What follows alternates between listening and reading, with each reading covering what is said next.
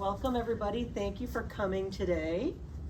My name is Alysia Roehrig, and I'm going to be introducing our project along with Dr. Nabel Tani. We are both PIs on what we call PURPOSE, which is Partners United for Research Pathways Oriented to Social Justice and Education. It is one of about 6 or 7, I think there was one that didn't get renewed, pathways, programs funded by the Institute for Education Sciences, intended to increase the diversity of those with doctorates in education-related areas. And we work with undergrads that are like juniors, seniors, as well as beginning master's students. Dr. Tani's at FAMU, Florida A&M University, and HBCU, and I'm at FSU, which is a PWI, primarily white institution. And we are like literally like a quarter of a mile from each other, our institutions, and we collaborate together on this project. And so we're going to tell you a little bit about that. You can come out here, we're going to sort of tag team tell you about our project. You can see these are our PIs here. And then we have got over 80 alums of our program over we finished 6 cohorts. We're in the middle of our 7th cohort right now. They do 1 year with us in their fellowship. And we have 4 of our alums who are presenting. 2 of them, Leah and Jabrion, are here today, and we have 2 that are joining us on Zoom and have recordings they're presenting. So what we wanted to share today was about how our project really has a lot of synergy with the rehumanizing aspect of what we're focused on at the conference this year, right? I just love that topic. I just think it fits perfectly with what we do. And so I'm hoping we can make some good connections there about how our project rehumanizes research for education. Along the way, you'll see photos of some of our different fellow cohorts and them giving research presentations.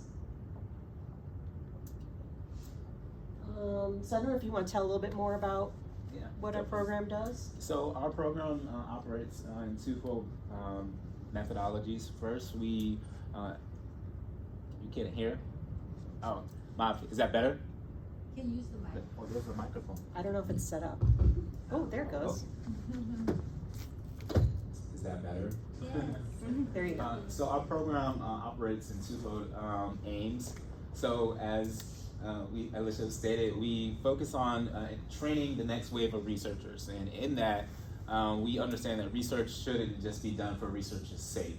So through various seminars, we have our fellows, our students, learning about the research process, and in that they actually gain various aspects of understanding research and its utility with regards to humanizing the work.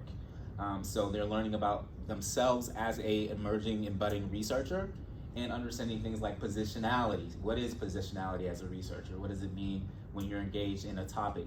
How do you posit your sense of self in that? Mm-hmm. They're learning about things surrounding researcher efficacy, right? So what does it mean to have an identity? And how do your different identities establish themselves in your work? And then also they're learning about their sense of self as being a change agent. So with regards to what we consider the pivotal aspect of purpose, the social justice aspect, right? So that's where that humanism meets the fellows, and then also the fellows meet the community, right? So the work that we're doing, not just again for research and research's sake, but how is it bringing about a change while we're engaged in the research process?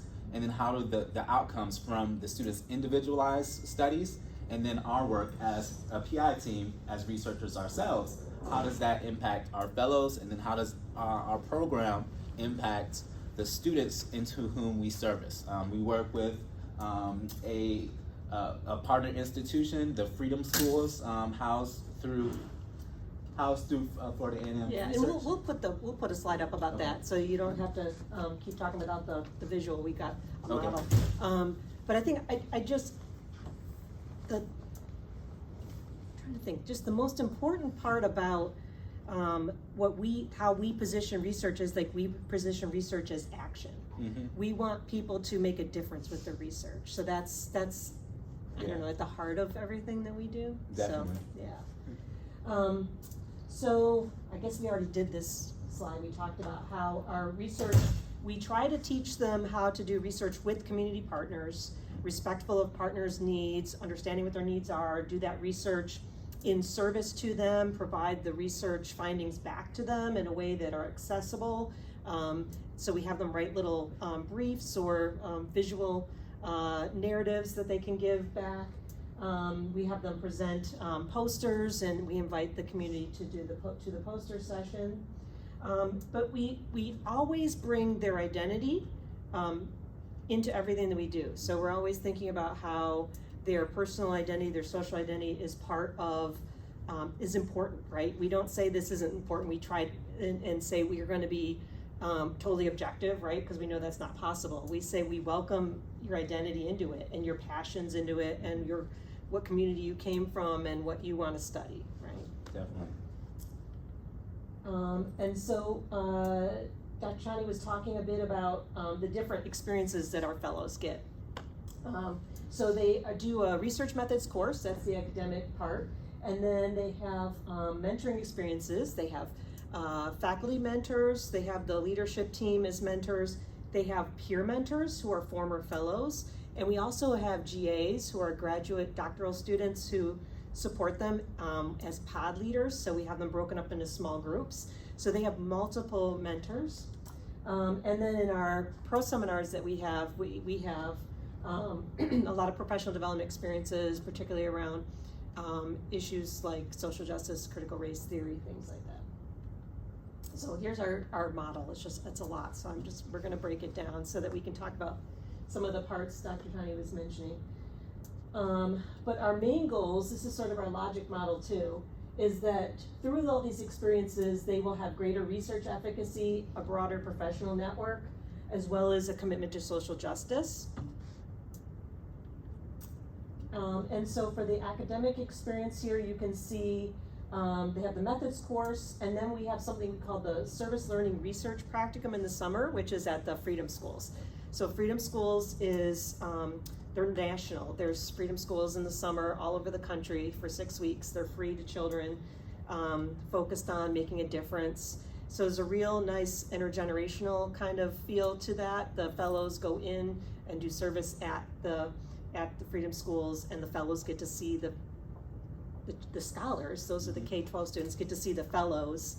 And then some of the teachers at the camp, which we call servant leader interns, they actually sometimes become our fellows too, which is really cool. Yeah. We also focus on how do we disseminate our research and make it accessible to people. And we help students, the fellows, create their graduate application packets. I don't know if you had anything you wanted to add about the mentoring experience, but you can sort of see how that wraps around. Yeah, so just everything. Very quickly adding, so not only do they get the actual experience of doing their own research study, start to finish, but we have various, as Alysia stated, we have various different benchmarks and outcomes that we have for them, like developing a graduate school packet so that they can move on either from undergraduate to graduate or from master's level to doctoral programs to, again, broaden the amount of diverse populations that we have in tertiary education. Yeah. We have them do a conference proposal as well and have them work with their mentors on the mentors research too. And then in terms of the professional development experiences, here you can see some of the issues and topics that we address in our pro seminars, and then we provide this extra space for them to think about, how do I analyze my data? How do I think about positionality? And practice presenting those sorts of things. How are we doing for time? Probably need to wrap up. So this is a model that we developed based on our first year or two of interviews with former fellows. And what it shows here is how our fellows come in with a researcher identity that's like really budding, right? They're kind of like, I think I know what research is. I think I'm interested in it. I don't know if I'm totally a researcher yet. And they have like not a huge sense of research efficacy, but they have very clear social identities about who they are and what's important to them. And as they go through the process of having apprenticeship opportunities, working with their faculty mentors, working with their peers and seeing their peers struggle with, how difficult it is to write a research proposal, but yet succeeding, right? The challenges that they're having and yet succeeding, that increases their efficacy. They also get to see presenters, other researchers talking about their research from diverse people who are doing research on topics that are, making a difference. And all these opportunities help them to increase their efficacy and see themselves as a future doctor and a graduate, somebody who's going to be in a PhD program. I think one interesting thing about the program is it kind of, in terms of humanizing the process of becoming a researcher, it lifts the veil, right? So often there's this myth that researchers live in a silo or they do things that normal everyday laypersons can't do. So actually experiencing the process with people that are in a cohort and then having that support of cohorts, as well as having the experiences of people who just finished their developing, and then people who've been in the game for several years, or veteran professors, that interconnectedness and that actual aspect of humanizing the process and having comfort in asking, I'm not sure about how to find a meta-analysis, or let alone what a meta-analysis is, and being comfortable in saying that that's kind of something that isn't really done in the context of a course. And so as part of our project, we have to show our funders some progress, and so we have surveys that we give at the beginning. Our fellows start with us in January and they end in December after they present their research. We have surveys about research efficacy, and we do see a significant increase from pre to post in that. In terms of their evaluation of their professional network, we have some mixed findings, which is interesting. They tend to find that their home environment, they become less satisfied with their home environment as they go through our program, and they become very fond of our program as they go through it. So there's this weird flip-flop, but what's nice is they're getting support from both, right? And then the commitment to social justice, we advertise this as a social justice program. We get people who are really committed to that. So when they come in, their surveys don't shift, but their understanding of what it means to be an activist and to make a difference changes and incorporates research more. And then of our fellows, about 25% have enrolled in doctoral programs. And like I said, some of them are undergraduates, so they're not quite at that level yet. We also had our first PhD graduate last year, and we have a couple more who are going to be coming up soon. So what we're going to do now is roll it over to some of our awesome fellows, or former fellows, who are now doctoral students, 4 of them, and they're going to present on some of their research, which really ties into the theme of the conference this year as well. So I have to actually I'm double booked, so I'm going to sneak out and let you guys take over. So, and first we'll have a presentation by Mr. Stephen Williams. I'm just proud of the Purpose program, and also in saying that Stephen was one of my master's students at Florida A&M University who transitioned through our Purpose research training program and now is a doctoral student at Florida State University. So again, a segue of emerging scholars from either undergraduate or master's levels into doctoral level scholars through a partnership, and again, humanizing the connection. So his transition, he'll probably talk about it, has been seamless in having a mentor myself, and then now working with Dr. Roehrig at Florida State University. It's always great when you have more of a seamless transition in your different levels. So Hello everyone, thank you for joining us today as we share information about our wonderful Purpose program. I'm Stephen Williams, a PhD candidate in the Learning Cognition program at Florida State University, and I'm happy to discuss with you my experiences as a 2019 Purpose Fellow, where I'll focus on my mentorship experiences as well as my social justice orientation, and how those elements impacted my researcher identity development, leading to my most recent study called Understanding Wealth Identity Among Black College-Educated Millennials. So in 2019, I was a first-year master's student at Florida A&M University, majoring in community psychology. At the time, I was novice to research in terms of completing a project from top to bottom, although I always knew that I wanted to develop the skills to do so. So after I decided to pursue on the thesis track of my program, I shared my interest with my program advisor, and he introduced me to the Purpose program, which at the time was recruiting his second cohort. And thankfully, he also became my faculty mentor in Purpose. So after I joined Purpose, I was awarded the fellowship rather. I immediately took advantage of all of the apprenticeship opportunities with my faculty mentor, and one of the most rewarding experiences was working on a book chapter with him. That was a collaborative approach in discussing faculty and student development. So it was interesting because with his guidance, I learned how to not only write for my research study manuscript, but also for the purposes of a book.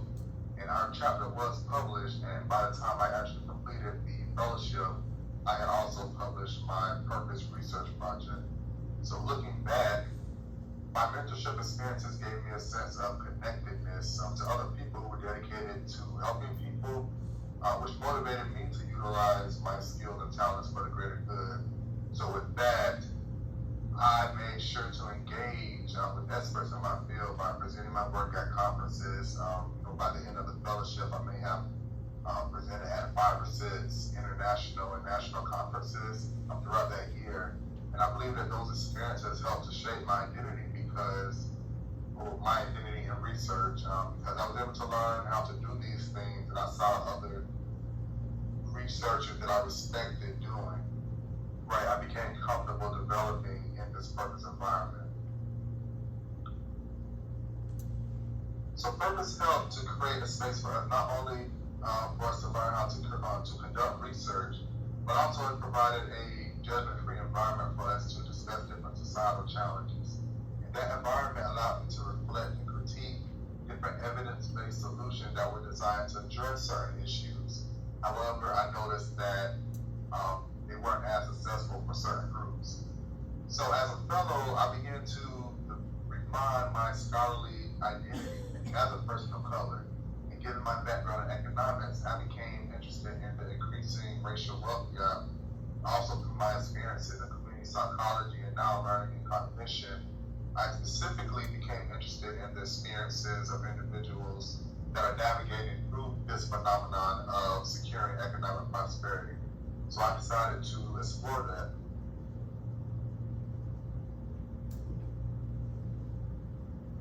So of course, after doing lots of reading, reviewing the literature, I conducted a critical phenomenological study to understand how Black college-educated millennials describe their experiences regarding wealth attainment and explore how their socialization experiences inform their wealth identities. So I was able to interview 7 men and 6 women who identified as Black. They were born between years 1980 and 1996, and all of them had tertiary degrees at various levels, ranging from bachelor's to doctorate.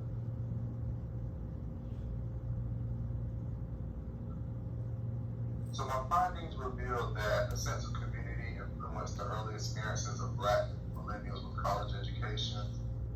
While the participants received financial management education, they often lacked in-depth education on wealth building strategies.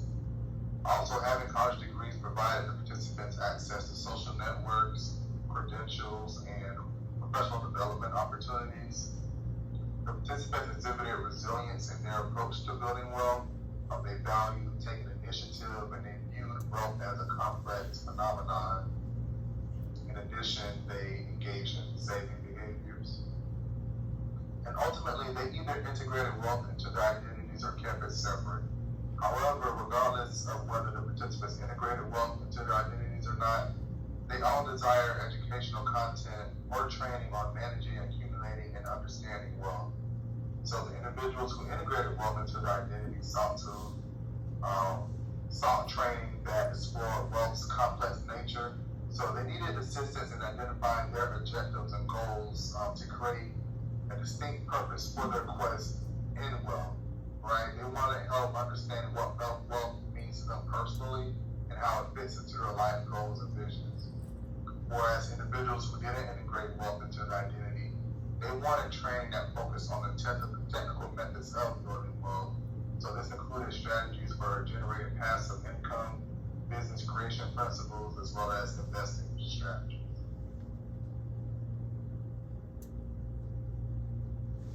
So thank you all very much for taking time to join me in this presentation. I'm so grateful to Purpose. Purpose has contributed so much to my journey. I'm still growing and developing, of course, but I'm grateful for research informed programming like Purpose because the impacts are undeniable.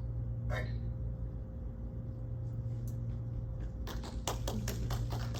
Hello, everyone. Thank you.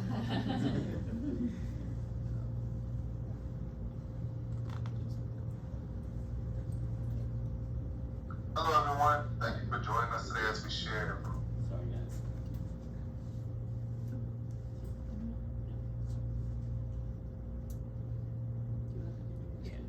Yeah, so now that was one of our fellows. Now we have another fellow that couldn't be here. So both of our fellows are with us on Zoom, and we're thankful for them. Camille Lewis is a doctoral candidate. Both of these scholars, again, are doctoral candidates at this point. We'll go ahead and play her video outlining her experiences. Greetings, everyone. My name is future Dr. Camille Lewis. I am a doctoral candidate in the Educational Psychology Learning and Cognition program at Florida State University. I am so disappointed that I could not be with you today, but I am super excited to share the impact of the Purpose Fellowship and how it has impacted not just my researcher identity and efficacy, but really impacted my life and my journey as a researcher and a scholar. I became a Purpose Fellow around 2019 while I was in my master's program at Florida A&M University in community psychology. As a former teacher, the Purpose Fellowship allowed us to collect data in the Freedom Schools in Tallahassee, Florida, which was a passion of mine. I'm passionate about education, I'm passionate about teachers, and I'm passionate about social justice. The Purpose Fellowship allowed me to align all my passions, and it gave me the opportunity to see and view myself as someone that can conduct meaningful research that can contribute to the field of education and educational research. My experience as a Purpose Fellow was amazing. It was my first time collecting qualitative data. It was my first time learning about qualitative research. It was my first time being in the field and collecting research. And it was also my first time being in community with other scholars that looked like me, that came from similar backgrounds from me, as me, and it also had the same goals and aspirations of me. And that is to conduct meaningful research and to positively impact our community, using research and data and all the things that we learned at Purpose. One of the key elements of Purpose that really made me see myself as a researcher is I didn't have to separate my identities of who I am in order to become a researcher. So I am a mother, I am a community activist, I'm a teacher, and I was able to bring all of those identities into Purpose and into research and realize that who I am is what makes my research so meaningful. In addition, I learned skills dealing with research, coding, collecting data. We got a training on how to conduct focus groups. It was just a plethora of opportunities and trainings and professional development growth that had a huge impact on me actually seeing myself as a researcher, and it gave me the confidence boost to move forward and apply to a PhD program, get accepted into a PhD program, and continue to grow as a researcher.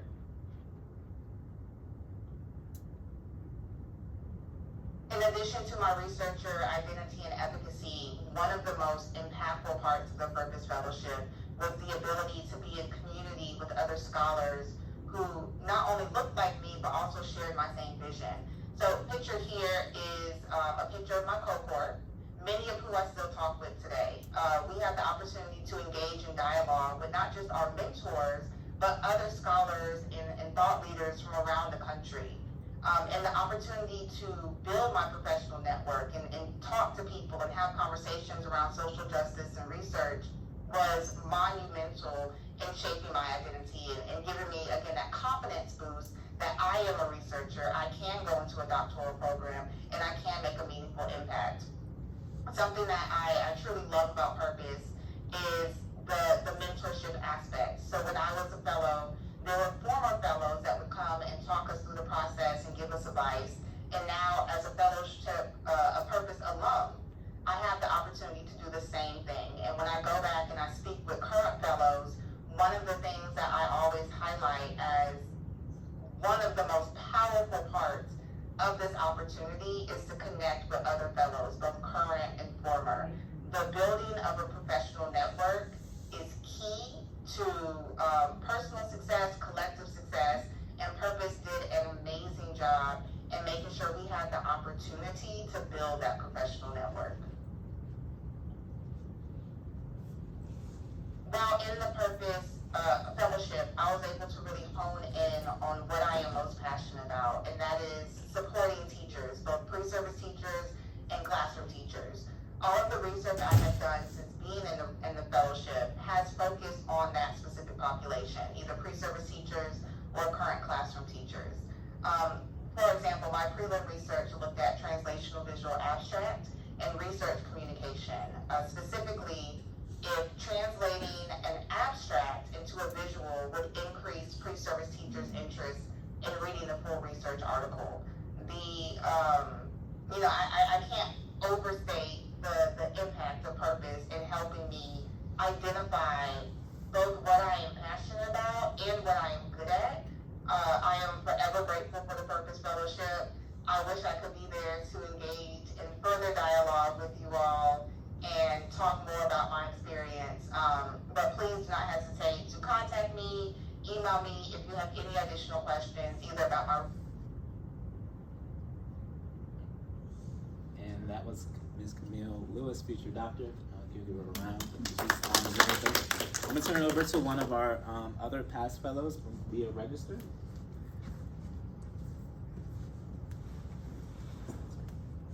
Thank you. I am Leah Register. I am a former fellow in the 2022 cohort. I was a former middle school teacher, similar to Camille and Jay Brian, who are also teachers. And similar to Camille as well, I'm very passionate about teachers.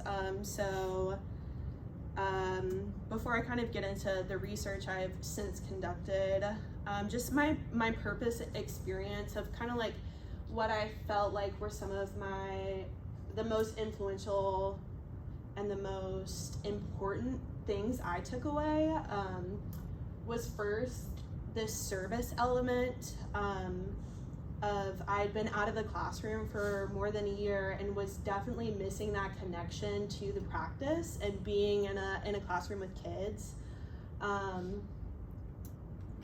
To keep myself focused on those experiences, but also being reflexive and being aware of my identity as a white woman in a space that's really concerned about social justice, and making sure that I'm decentering myself, making room for others, listening to others that I am serving. And I feel like those combined experiences kind of changed my view of research as a whole.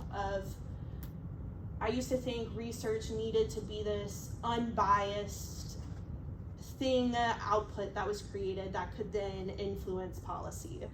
But I definitely now think that research is advocacy, and so how can I highlight voices that need to be uplifted? How can I get the policy world, the quant heavy side of research, interested in these equity topics that I feel like have been excluded before? So I started doing research on TikTok about teachers who left the profession and then shared their experiences afterward. And so I collected about 20 different users and about 35 videos of teachers explaining their experiences. And while I was doing that, I was thinking consciously about who am I highlighting? Who's being left out of this conversation? And making sure that my sample reflected teacher demographics, but making sure that voices besides white female teachers were being represented as well. So after I collected all the videos, transcribed them, I also pulled the comments from the videos to see how are other people responding to teachers sharing some horrifying stories about why they've left the classroom. For example, like a teacher had her neck snapped by another student, or some other like smaller things comparatively, like unsupportive administration or student behavior.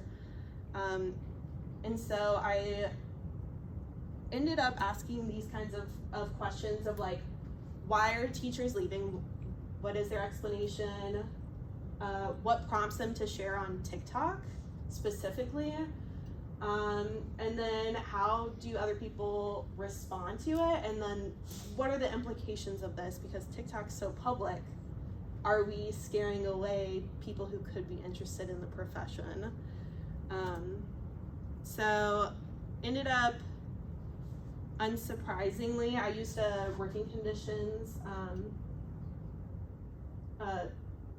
framework to code for why teachers left, and unsurprisingly, a majority left due to administrators and students, but it's specifically a context of student behavior that teachers felt they weren't supported by admin.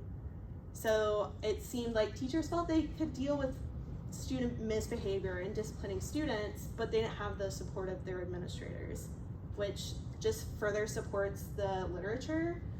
And I also think I got a lot of valuable insights into queer teachers and teachers of color, their unique experiences that don't necessarily represent the larger experience, but is still really important to highlight in terms of like safety and microaggressions.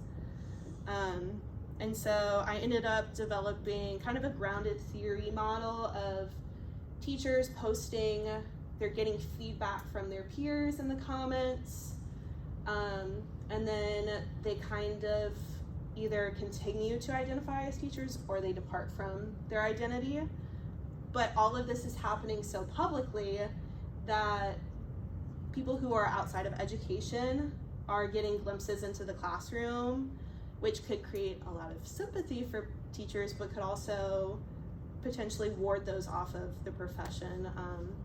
And there's a lot of that in the comments of potential teachers saying like, oh, I'm an education major, but I think I might switch because I keep seeing stuff like this on the news or on TikTok, because TikTok's gonna push out more if you keep liking or interacting with videos that are posted using hashtag #TeacherQuitTalk.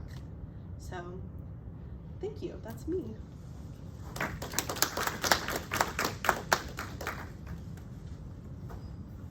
I have another one of our fellows, or past fellows, I should say.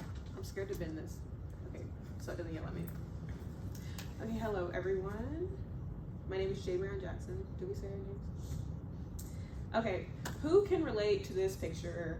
I know that I can and could at the beginning of my experience with purpose. Doing research is something that I had always wanted to do, but had never thought would be possible for me, because that was not the atmosphere that I was surrounded by. You know, you see students passing by with these big posters and things that they've done for their various research projects that they might have been involved with in undergrad, right? They've been invited onto projects by faculty members. That wasn't something that I had been exposed to.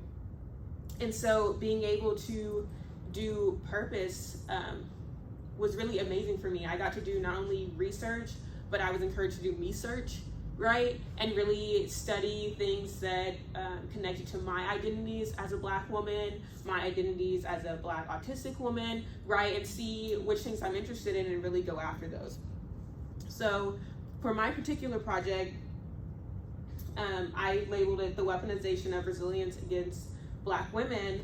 I often feel like this, but when interacting with my peers, you'll get a lot of, oh girl, just, be resilient, push through it, get your bag. Those are the kinds of things that I would hear from my friends, but it's not what I really wanted to hear, because what if I don't want to keep pushing? What if I don't want to keep trying? What if I'm, ready to throw in the towel? I want to have maybe a day at home. This is a woman who should be in a space where she could relax in her own home.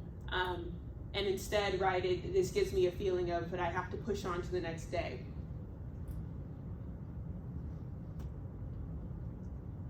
I'm going to skip this for time reasons.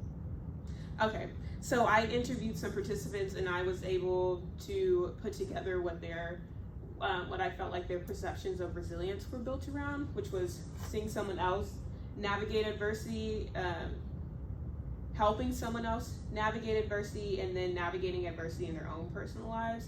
And through these three different areas, this is how they built their perceptions of resilience. Particularly in the observation section, they would talk about their own Black mothers having to face different challenges in life, and then they would just keep going. Or they would talk about faculty members, because these were Black women who were staff members in higher education, right? So they're around different faculty members, different staff members, different admin, and they would talk about seeing other faculty members who were Black women just have to constantly push through these different struggles, but you wouldn't really see them struggle. You would just know that they were having them. And so this is one of the quotes from my participants. Had I felt like I had a choice of what it meant to be able to take a leave of absence from school and from work and still be able to survive, I would have done that. I started to see that their perceptions of resilience were in two different categories, right? Perseverance as a survival technique is the first one, and it showed me that adverse situations met with perseverance aren't always presented in a way that provides the person an alternative to enduring it, right? It's not something that they choose to do to push through and be resilient, but it's something that they have to do because that's their only option. And then these are some tenets of that you might hear from the person if they're going through an adverse situation and operating in this way, right? Like, you don't see quitting as an option. There's no plan B. There's no way out. You have to. You need to, right? Like, you have to keep going. And this has different symptoms of stress that are associated with it as well. And then the second one was perseverance of the choice. This participant says, I think we get it confused with strength, because we always got to be strong, we always got to keep pushing, and we always got to carry so much. At the bottom it says, and some may consider that strength, but I think there's also strength in walking away, right? So they also touched on what perseverance would look like when it is a choice and when you can decide, hey, maybe I need to pick my battles and this is not something that I need to put myself through because of the adverse effects that may come along with that. And so I found that when faced with this adversity, right, like the ball at the top, dependent upon the amount of experiences that you had in either category, that is how you were more likely to perceive that adverse situation in that way, regardless of whether or not it necessitated it, right? So if you're constantly having to persevere as a survival technique, you're more likely to perceive future adversities in that way because that's what you're used to doing.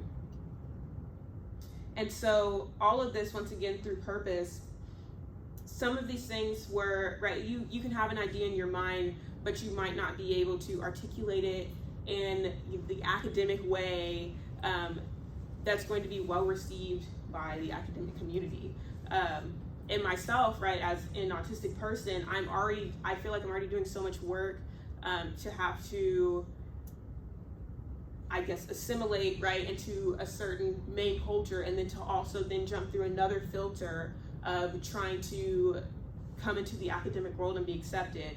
And so I truthfully don't think that I would be in the position that I am in a PhD program that I am right now had it not been for the Purpose program and knowing that the logistics of the program were taken care of, right? Like, you know, they help you with letters of rec and they help you with the paperwork, but also mentally that I have now a community of people who I can call, text, email, who will help me through these situations as I get through them.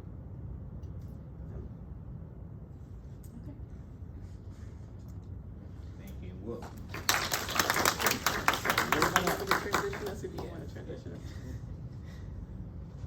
so before we switch gears a little bit, we have a few minutes left. We want to thank our funding agency, Institution of Educational Sciences. This is our second wave for this grant, so it's a 5-year program. We're in cohort 2 of our re-up, and this is great to be able to assist just students throughout the years and then in years to come.